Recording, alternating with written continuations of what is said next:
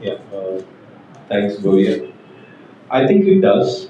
For me, I think any time when there is a felicitation function or when there is an interaction between various sports, the thing which comes to mind is my Sydney Olympic Games.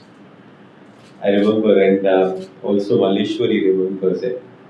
Uh, I lost my match. I came back from the Olympics, Olympic Games village, Olympic Games venue to the village, and then it was almost late in the night, and Maleshwari Didi, as I call her, she had slept by then.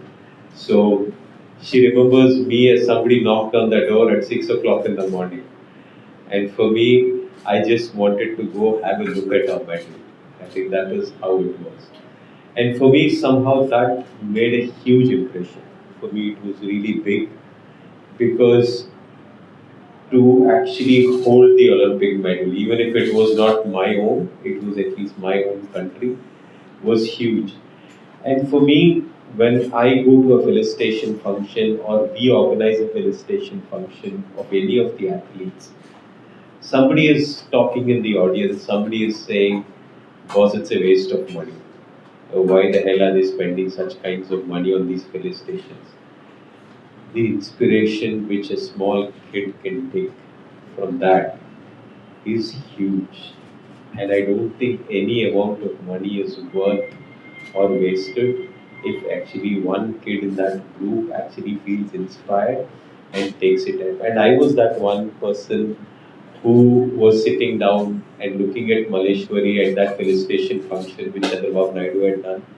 I was that kid, and I was like 26 years old. I was not like a 16-year-old or a 15-year-old. But for me, that inspiration was huge. And even today, when I look at Olympics, I think I remember that kid in me who went to hold that medal and feel so inspired with it.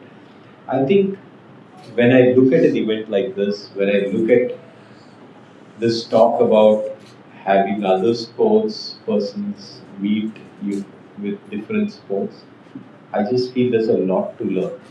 Especially at the highest level, sometimes as a coach, you get saturated by the sports thinking.